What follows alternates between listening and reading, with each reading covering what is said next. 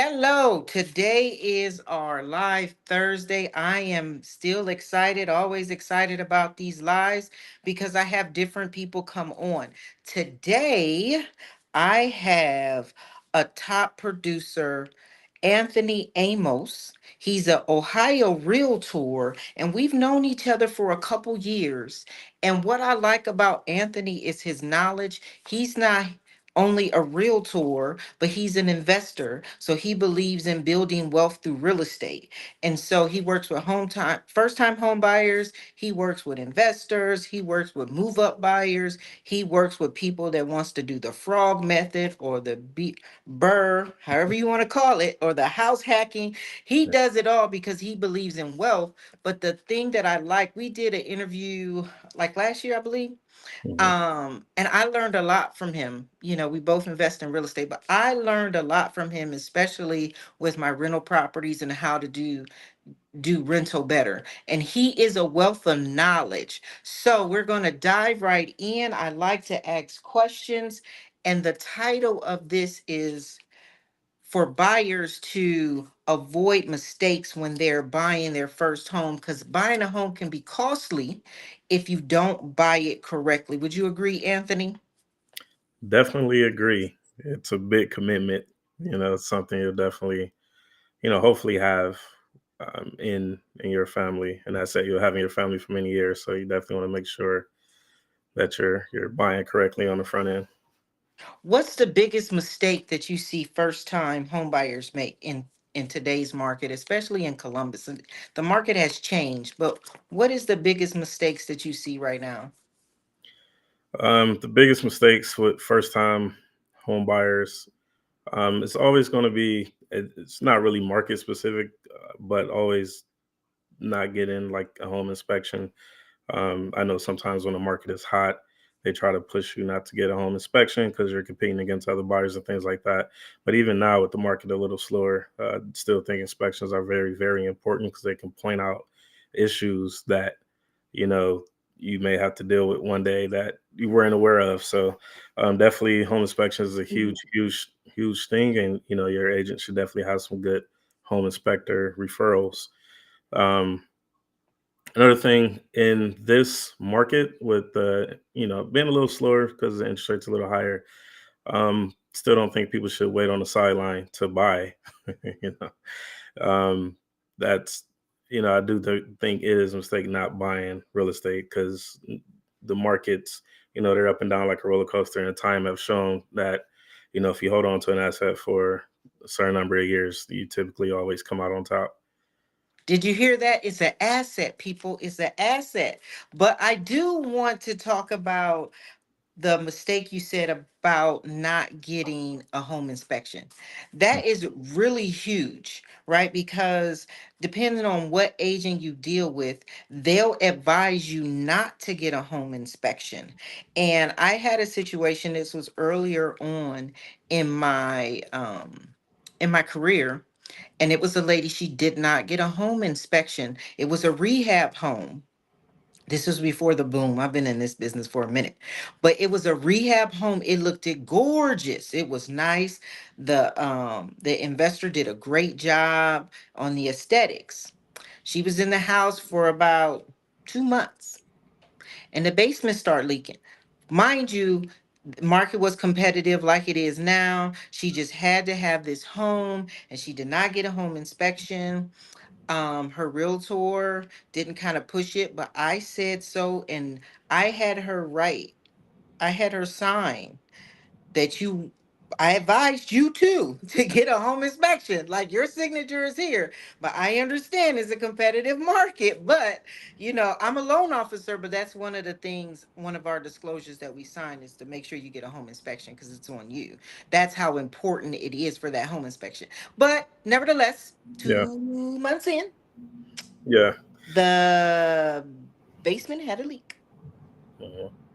So it was an investor home, so he never lived there. So when he was rehabbing it, it didn't leak. So unfortunately, when she bought it, it leaked. So some of the things with a home inspection, they can tell by certain things. Then they go in the crawl spaces. Your home inspection, how long should a home inspection take? Typically, a home inspection would take, it depends on the size of the home, but for the average 2,000 square foot home, it shouldn't take any longer than 3 hours, maybe. So 3 hours. So now, what if they're in and out? What if they be what if you got a home inspector? It was like a half hour. They like, oh, this house look good. 10 minutes. Right. No, so and that's the thing with first time home buyers. So a lot of inspectors do have like an a la carte option, but I will You said a always, la carte. Now that's the yeah, first time you I get heard a that. like A you la get, carte. yeah, pick and choose what services you want. But Yeah. always advise first time home buyers get the full inspection, to cover every system, every nook and cranny that they can get into, so that you have a full understanding of the condition of your home. Even if the seller provides an inspection, I still would advise you to get your own inspection, um, by a different company. And yeah, just so you feel comfortable with your home, especially if you are not planning on doing repairs, if you're not already buying a home that needs some work, definitely get that inspection, or you may be coming out of pocket a lot more money than you intended to in a very short amount of time. That is so true. Now, what do you think about like in this market? I know you mentioned rates. Like, I've been in this business for a minute. And so when we talk about a high rate market, the people who really start jumping in the market within the last 5 to 8 years, the people who's been in it more than 10, the rates they're up. The problem I think is the rates are up and the property values are up. But when I got into business in 2007, rates were at 8%. I hate to talk about this stuff because I remember when I was younger, you always had that at the family reunion. You always had, I remember when bread was 10 cents. Right. So Right. and you're like, well, it ain't 10 cent anymore. Yeah. But I hate to go back, but it's like you have to put things in perspective. You know what I mean? Mhm. Of like kind of like where we are and where the market is shifting. But people who bought, even the housing market, the prices were lower, but the people who bought, and like you said, it's an asset, the appreciation, they were able to build wealth. They were able to, it's like a forced savings account. And I do tell everybody that. One of the things I do want to address and get your opinion on is the mindset of a first time home buyer, especially in this market, right? With where we are, prices are up and rates are higher than what we're used to in the last 5 years, right? Especially with COVID. I don't think we're going to get back there, but don't quote me if we do. Hallelujah. Praise God. Yeah. But right now, right, we're in this time right now. So with a first time home buyer, never owned a home in the market that we're in, do you think the mindset should be, this is my like forever home? This is, I got to get all the bells and whistles, or use that first home as a stepping stone? And it just depends on where you are in your life, right? But what do you think about the mindset of the first time home buyer in today's market? Yeah. So you could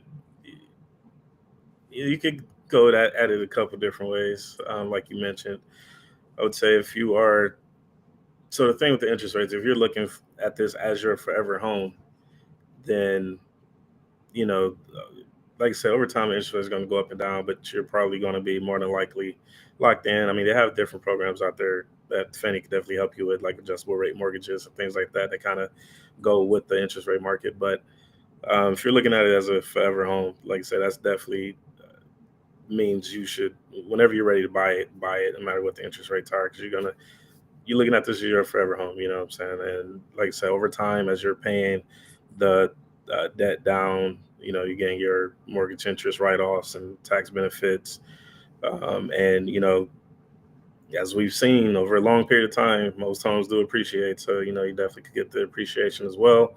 And again, if you're looking at it as a forever home, something you can keep in the family, many benefits to buying a home, no matter what's going on in the market. Now, if you're looking at it as a home to just kind of jumpstart your wealth building journey, and not as the forever home, but a home to get into, then you know, just have a good understanding of the market. Of course, a lot of media outlets are going to make everything seem frantic and bad, and kind of push push the sky is falling. But have a good realtor that can really explain to you the market. Do a little bit of research so you can understand the market. But in any market, you can do well. In this market with the higher interest rates, a lot of people are on the sidelines, so you have less competition. Um, Houses are on the market longer, so there's more opportunity to negotiate with sellers. So there's always positives in pretty much any market. You just have to find out what they are by having a good realtor and explain them to you, and doing a little bit of research, just understanding the current market. That's a good point. And it also depends on, like, just to piggyback off of what you said, is like where you are in your life and what you're looking at. Like, especially in this market, we've had a couple buyers that it's been a while since they've been in the pipeline, because they were very specific about what they want, right? And it's nothing wrong with being specific about what you want, but if home ownership and building wealth is your goal and stability, one of the things as a first time home buyer, you may not get the Taj Mahal if your budget doesn't allow for that. But what you can do is properly plan, especially in this high appreciation market, to jump in somewhere, get your feet settled, start paying yourself as opposed to paying your landlord, and then use that house to get to the next house. And we talked about that last week with we talked about that a couple times, because that's what a lot of my buyers do. Yeah. They pay one down payment, or they get down payment assistance, and it's like you get into a house with little to no money down, because you are a first time home buyer, and then you use that to kind of move forward. So when Mhm. we're talking about investors, right? Because I know investors are your specialty as well. What is a common mistake that you see with investors, like real estate investors? Having a fear of missing out, meaning they. So one of two things is actually it's funny. It's either they have the fear of missing out, or they're too picky that they're missing out on plenty of opportunities. Uh, Mm, so the fear of missing out is, just, hey, I need an investment. I need one now. This looks okay. Let me just throw a bunch of money at it and hope it works. Like, you you really want to do some serious. You don't want to get caught in the analysis paralysis where you're just looking at numbers all day but scared to actually make a move. But you really want to have an understanding of an investment, the return on investment you're looking for. You got to, okay, let's do this. You got to have goals. So that's a mistake. You don't know what you want. You haven't had the clear understanding. Hey Tony, can you find me a cash flowing property? How much cash flow do you want? you know, what kind of property do you want? What type of neighborhoods you looking for? Are you doing Section 8? Are you doing short term rent? Like, what are you doing? A lot of mhm. investors just, hey, find me a property that makes sense. What makes sense to you? Like, I don't know. Are you trying to retire in 5 years? Are you just looking at this to make a part of your, retirement accounts and asset? Like, have a clear, definitive idea, or plan or goals of what you want. Figure that out first, and then you can have the help of your realtor, and lenders and everybody, but figure that out so that you can give your realtor clear instructions on what to look for, so they know what to look for. If you say, hey, I want a single family house under 2,000 square foot, that meets the 1% rule, which is a rule a lot of investors used to use, where some still do, but basically you get your rent is 1% of the purchase price. So if it costs 100,000, you get 1,000 a month of rent. Have clear, definitive goals of what you want, so your realtor can help you. Otherwise, we're just sending you 100 houses, and you're like, "Why are you sending me all these houses?" Well, I don't know what you want, so I sent you houses to look at and figure it out. So that's the that part, and then, on the other hand, the analysis paralysis is, you're looking at numbers, you're looking for this, like, you find something wrong with every property. You know what I'm saying? It makes sense even with you having to replace the roof, but for whatever reason, you don't want to replace the roof so bad. So you move on. So we're sending you 100 properties, just going through and like, no, just you find a little dumb thing. things to not like. But if you have a clear, definitive understanding of what you want, as soon as that property comes, you'll know, you'll be able to make a move. I think that's a valuable advice when, especially so it doesn't matter whether you're a new investor, you're a seasoned investor, you bought two, three, four, whatever. I think with everything, you have to have a plan. You have to have a way forward because you can present them with the best investment, right? Mhm. But if they don't have a definitive of what they want to do, they don't know their risk tolerance. You can say, okay, if they say, find me an investment, you can say, okay, like you said, what do you want to do? And then what are your numbers? So it's very important to have a plan. That's my messaging all over the place. But like I know in this market with the economy and inflation and everything of that nature, it's a lot of programs, right? Out there that people could buy to teach them how to invest in real estate, right? I Mhm. see that a lot because a lot of people come to me, right? Yeah. Especially because then the investment part is my wheelhouse. And so they come to me and they're looking for different financing options. But then, like you said, they don't know what they want to do. I need to know what's the exit strategy, right? Mhm. Or even when we're talking about a first time home buyer, right? Like with the Burr method, with the frog method, with the house hacking.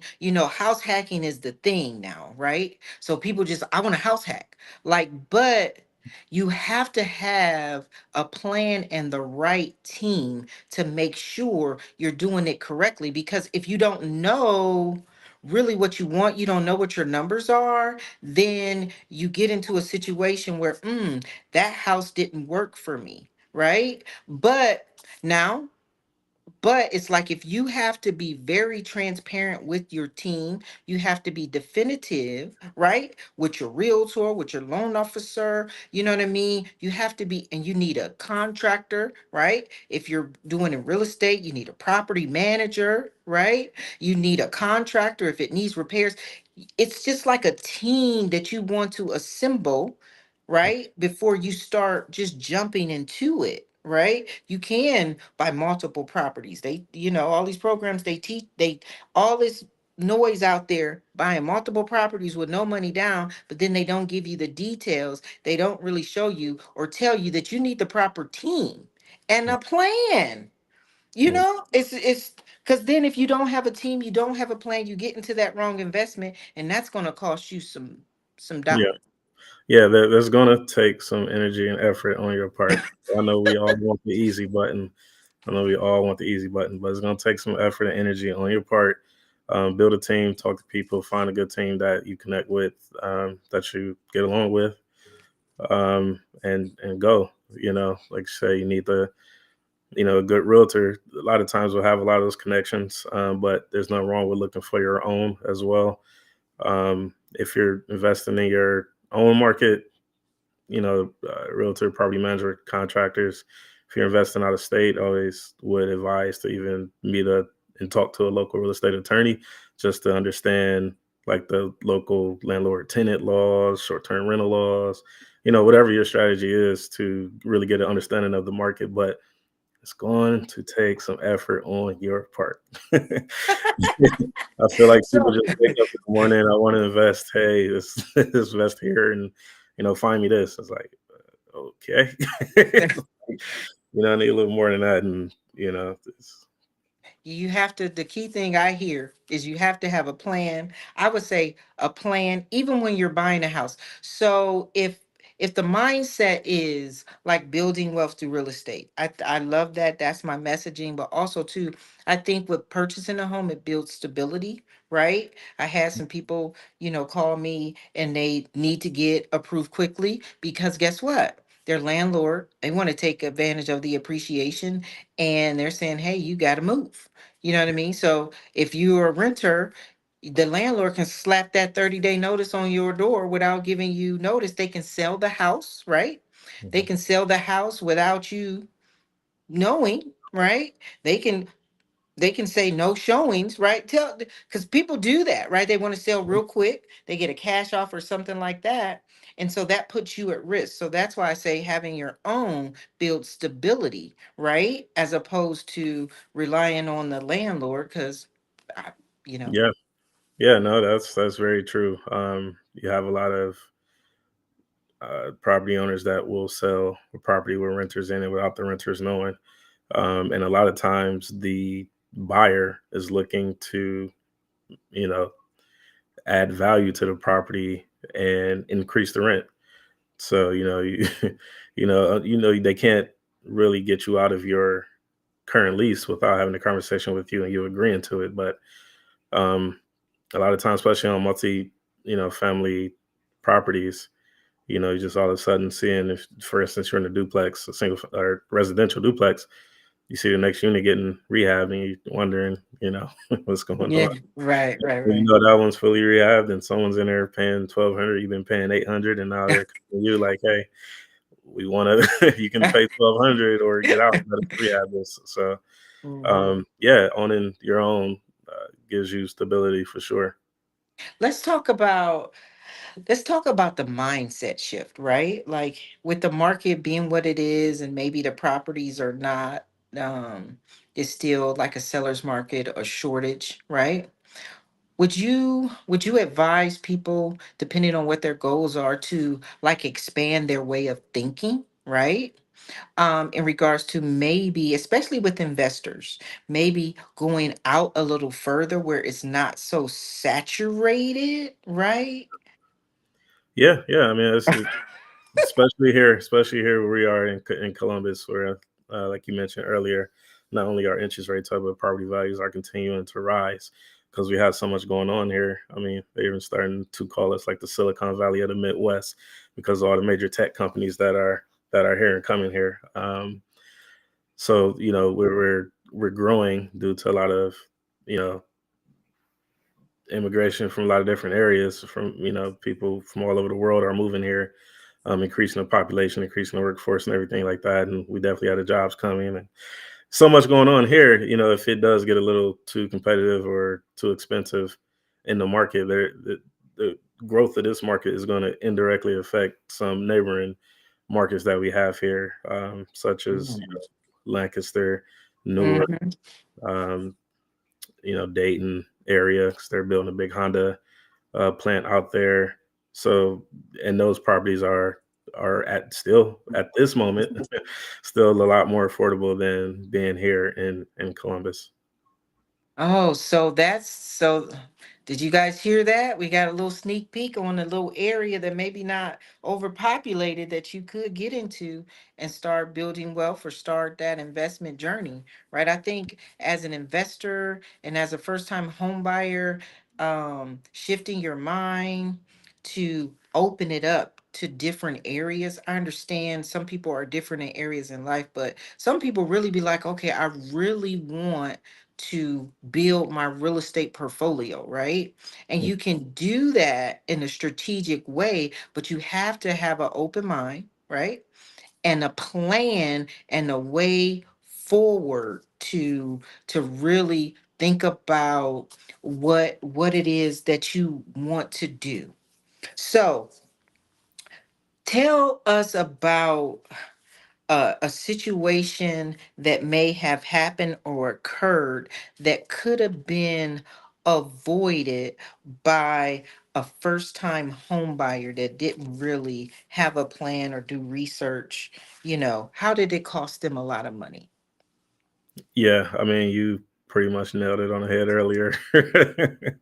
You pretty much nailed it. Just not getting an inspection, or just not fully understanding what's in the inspection report. So, just to add on to what I was saying earlier, once you get your inspection, you definitely want to have a conversation. I recommend you show up at the inspection with the inspector to ask any questions that you have while they're there. If you can't do that, then afterwards, definitely have a phone conversation, a video call, or something with them to go through the inspection report. With if you're doing like a video call, you can do it with your realtor and the inspector, to kind of really get an understanding of what's on that report and how it will affect the home.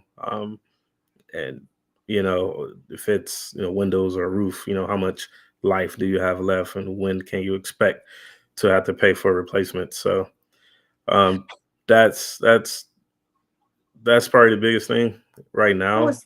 Prevent- Let's talk about the cost of waiting, right? Mhm. Let's really talk about the cost of waiting.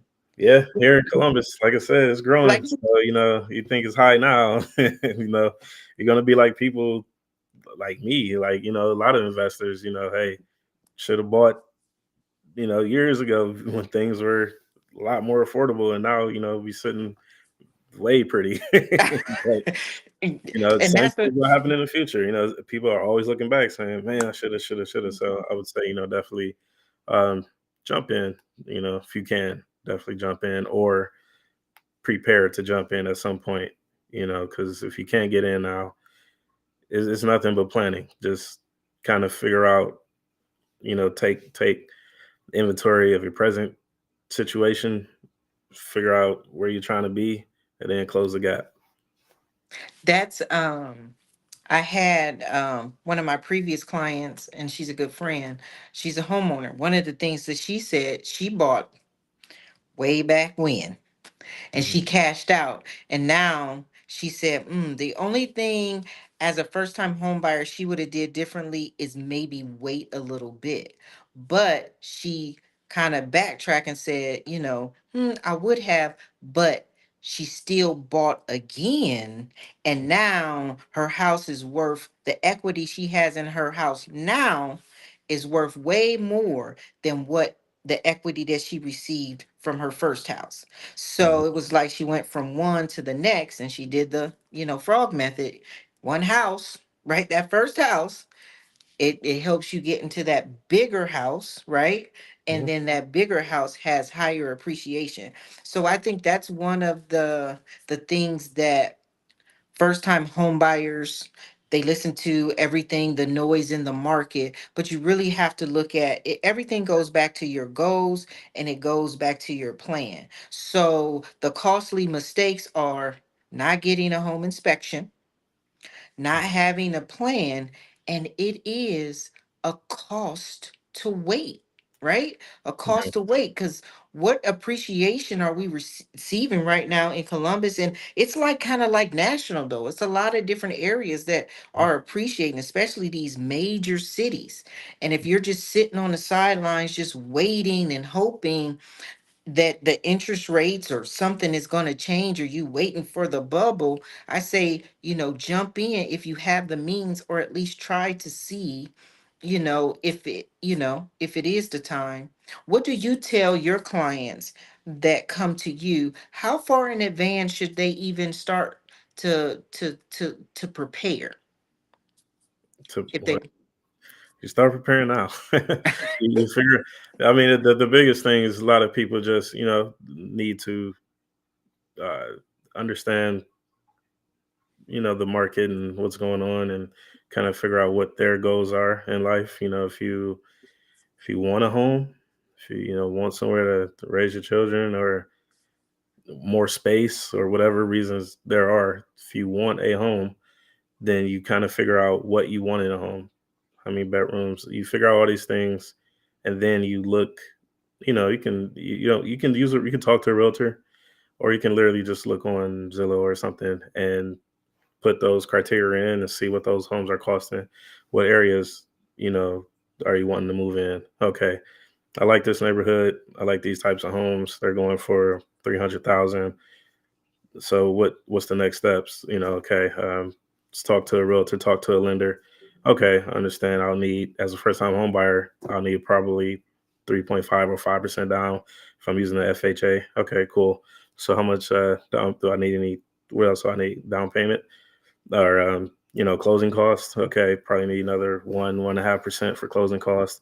You figure out all these numbers, and then you see where you are, and then you say, okay, well, I don't have it right now, but if I if I save the extra $100 a month, or start a home account or whatnot, and also, you know, talk to your lender.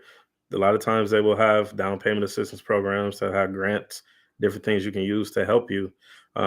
especially now. Lenders know how tough the market is with the higher interest rates, so they are out there fighting hard to get you these grants and programs to be able to help you, afford a home and have more money towards down payments and things like that, and have more negotiating power with sellers. But yeah, just figure out where you need to be, and like I said, just you got to close the gap. Sometimes it don't happen right when we want it to, but don't don't turn it away. Home ownership is the biggest wealth builder in this country, so it's definitely worth fighting for. Don't That's get too discouraged.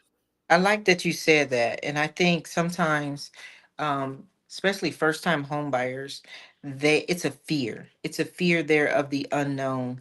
And to be honest, sometimes people they don't even like people don't open up their mail because they they're afraid it's a bill that they can't pay, right? Yeah, So just imagine them looking at their credit like, I don't know. I get a lot of I'd be like, so do you it's have an good. It's good idea? to have your numbers. You have your numbers. You know what you need to do. Like, Right. It's like you have to, I tell everybody, face the fear. Like, pull off the band-aid because when you know what that number is, now you have a way forward. But if you don't know, then you don't have a way forward, right? It's like, okay, I feel like my credit is not good or I don't have the money. But if you don't take the first step to overcome the fear, you're never going to know. So you have to rip off the band-aid, open up that bill, call that bill collector back, go to court when you get that notice that you because but- they and avoid so much, and yeah, we can't avoid, we have to face it, because facing whatever challenges you have is the only way that you're gonna overcome them. yeah, yeah. I mean, seriously, if you are facing any challenges like that with credit or down payment saved up or anything, there's resources out there to help. I've sent tons of people to credit counseling and they never get past the first phone call. And I can't buy the house for you. So, so it's definitely worth putting that time and effort into. It's definitely worth it. Oh man, well, this was a good conversation. You just had me thinking about, so many things. Even when we talked about the home inspection, right? And I remember that story like, yeah, I push it, but in this market, some people don't. Even it, unless Uncle Johnny, right, is really has extensive knowledge on a house, that because some people are like, oh, my uncle, he do work on houses. But okay, if he do right, and you don't want to spend that 350 400 whatever they cost, Yeah, make sure you look at that foundation, that roof, that the furnace, the AC, those are your big ticket items. You know what I right. mean? You want to make sure that you prepare for that and you don't be like the homeowner that didn't get that inspection, and then, Mhm. you got a leak and now you're mad. Now, a foundation, that's another $5 to $10,000. Yeah, So let's avoid those. But then also too with the investors, right? Having a plan, mm, right? Let's avoid that mistake and not having a plan and missing out on good opportunities. yeah, Um, I always say, like, have your numbers ready, right? So mm, you know what you want to receive in return. You got to think about it. Is it a long-term investment? Is it in a short-term investment, right? The key right. thing that you said is an asset. So treat it like an asset. That's that mindset shift. Is like, yes, home ownership, it has so many benefits, but it's also too, you can turn it into an asset and let it work for you. Mm, right. That's huge, right? Yeah. Um, and then okay, I just got to talk about this, and but I think this might be the last one, but I just have to talk about this. So, being tunnel focused. So, what do you think about this? This is a mindset shift. Being tunnel focused on just a certain area, Hmm. right? Certain area and certain things that you want. And you've been in the market for about a year. Hmm. And at what point do you reevaluate? Hmm. Shouldn't take you a year. Shouldn't take you a year, but you know, I kind of would question like why are you there's nothing wrong with being focused on wanting something very specific in the area. Like that's what we're asking for. Know what you want and we can help you. But if I don't know, things are in the market are not, kind of working with what you got going on, or maybe your situation isn't working with what the market got going on. You gotta figure it might not be the right time, but if you know what you want, you're looking at houses and you know how much they cost, things like this, and talking to lenders and you know how much you need and everything, to put that work in, plan, and when the time comes, you'll be ready to jump on it. If you have to be in that certain area, if you can't expand or get into something else or another area that may be better suited for you, then you should have a great understanding of what the area you're looking for in. Especially if you're looking in one area, you should have a really great understanding of what's going on in that market. Almost to the point where I could say there's 1,000 foot, 3 bedroom, 1 bath house, no garage, no basement. How much it costs? And you can shoot me a number. Because you kind of understand what the prices are going in that area. So if you don't or not, if you're not in a position where you can get that number at the moment, like I said before, just close that gap, work on closing that gap, and once you get that gap closed, then you can jump, and it'll be worth it. It'll definitely be worth it. So now let me kind of really sit on what you just said. So you gotta, if you want a specific area, right, and Mhm. you're honed in on it. But if you can't, if like that specific area is full of Cape Cods and you want a two-story, Yeah. Yeah. I mean, hey, you can buy a lot and build it, I guess. he said, so that's But on you know how another much thing that's going to too. cost. Yeah. Right. That's one of the biggest mistakes that home buyers, like first time home buyers make, right? It's Yeah. like it's all about a mindset shift, right? And really understanding what it is that you want, your want versus your needs, right? And so if Right. you're hone in on this one area, but this one area only have Cape Cods Yeah. and you want a two-story, Mhm. we got to rethink that. If Right. this area, they don't have garages, but you need a garage, Mhm. you have to budget that in or reevaluate or expand your criteria. And I only say this with the mindset shift because it's a cost to wait. Because you're in the market and you saw houses that you missed at a lower price than what they are now, right? So that's what I'm talking about, that mindset shift. Mhm. And I usually tell people, like, if you are seeing all of these houses and none of them works for you, you need to come back to the drawing table. It's all about planning, right expectations, but also too, it's a cost to wait. Mhm. It's a cost to be picky. Mhm. It's a cost to not having a home inspection, and it's a cost to not having a plan. And Right. these can cost you not thousands, but Yeah. hundreds. Right. Yeah. Very, very true.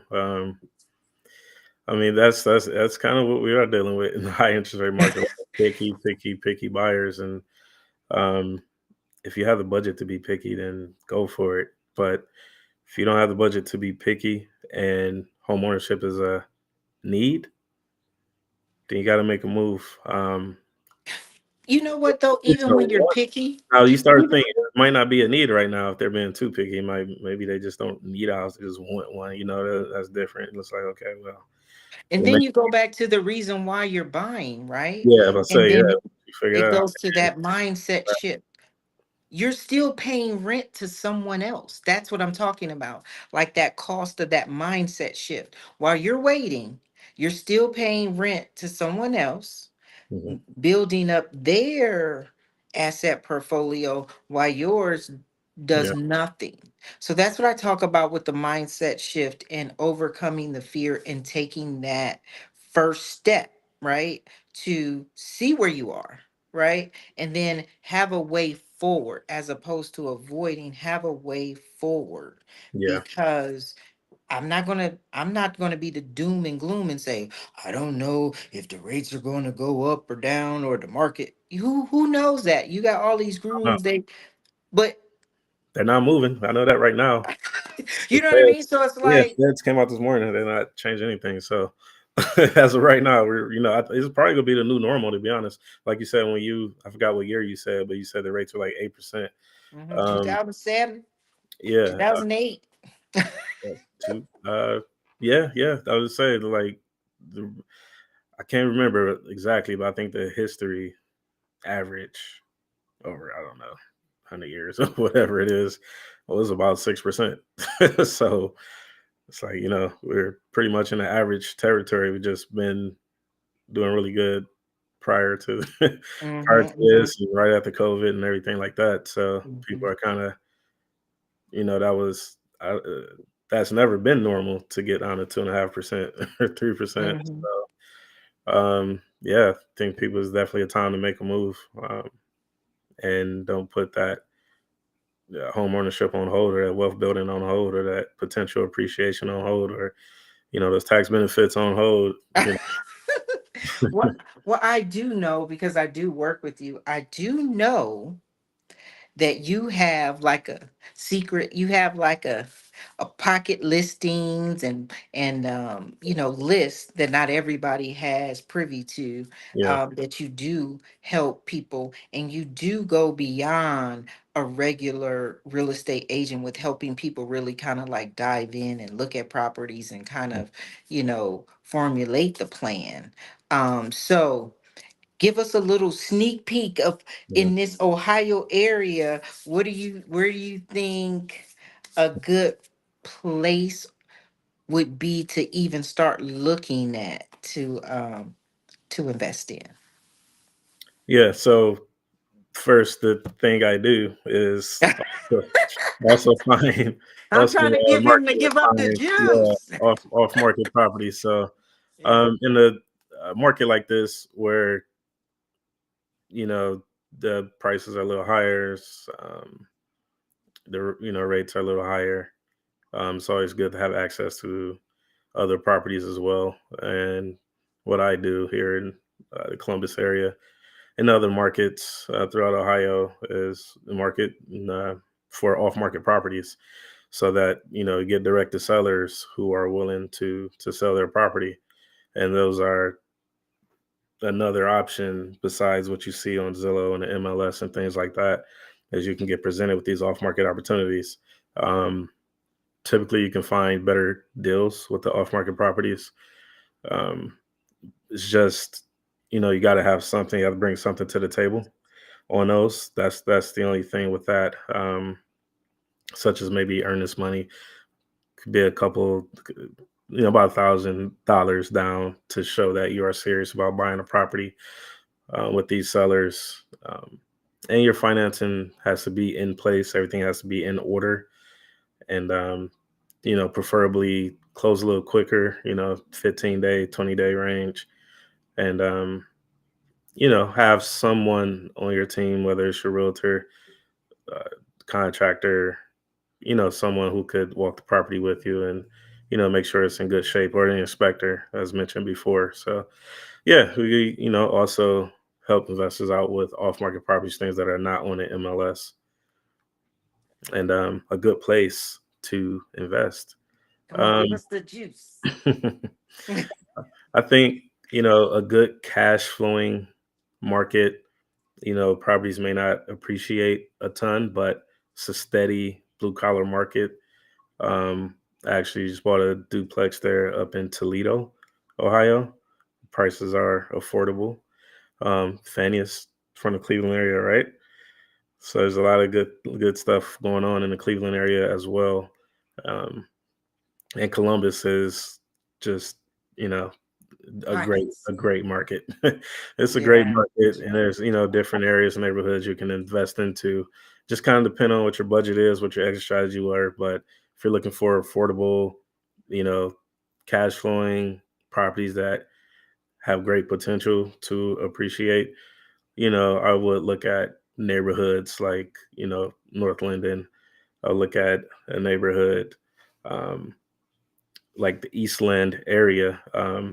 There are plans there's a big Eastland Mall where they're starting demolition now and kind of making some plans for the future of that area, whether it's mixed use or whatnot. But that's going to bring a lot of value to the Eastland area.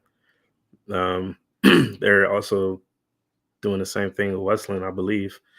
Um, He giving up the sauce. No, don't give up all your sauce now. We want yeah, them to call you so they can really. But the key thing is first time home buyer or first time investor or seasoned investor is kind of like put in the work, have a plan, mhm, and then pay attention to your surroundings. It's better to get in on the ground floor than on the top floor all day long, right? But the key thing is being ready. I say, what is it? Get be ready so you don't have to get ready. You know yeah, what I mean? So, stay and ready that's the for that. thing, Yeah, yeah. however that goes. But Seriously, no, I mean, literally, you have to have these conversations. Talk to your lender, have the financing in place. Talk to your realtor with a clear cut plan for what you want to do, and have your contractors and home inspector and property manager on standby. And let's there you get to work. There you go. Well, I never introduced myself in the beginning because I just want to get into it and dive into the information. But I am Fannie Mae West. I'm the broker owner of Optus. It's a mortgage brokerage. We believe in building wealth through real estate. We have a lot of programs to get first time home buyers, investors, repeat buyers. It's all about having a plan and a way forward. So if this video was helpful, and you want to share with your friends, families, like all that stuff, I'm getting new to this. Like, subscribe, whatever. But thank you for listening. Thank you, Anthony, for giving us that wisdom of the market and the costly mistakes that, Mhm. home buyers make and investors to Yeah, avoid. So if you know somebody that's looking or thinking, share this video. Thank you so much. Have a good night. thank you.